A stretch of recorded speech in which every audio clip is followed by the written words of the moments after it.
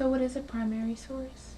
Well, the formal definition might be something like this: the remains or testimonies of witnesses to the past.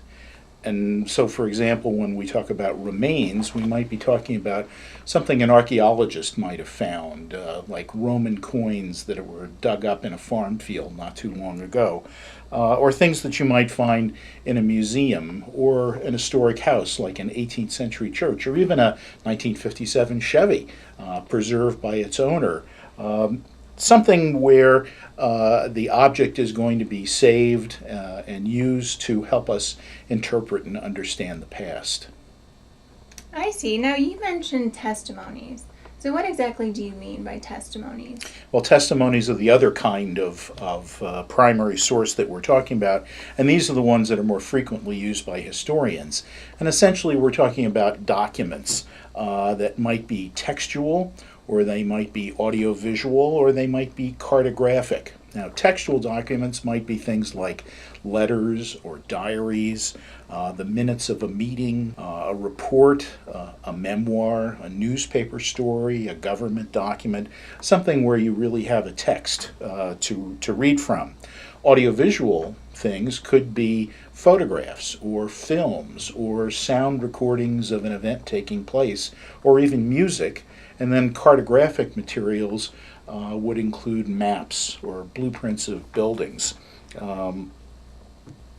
Those are the basic kinds of testimonies.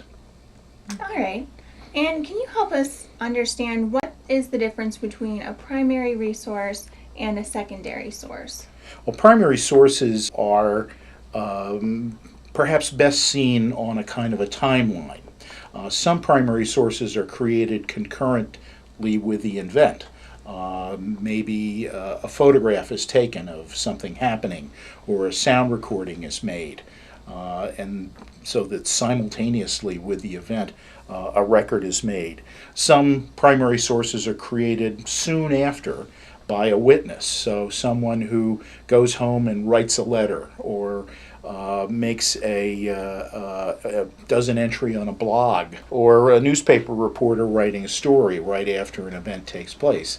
And then some primary sources may only be recorded somewhat later on, someone writing their memoirs, or someone participating in an oral history interview. But the key point is that the person recording the memory was someone that was there, was a witness to the event, or the person doing the recording is speaking to a witness and is capturing their memory.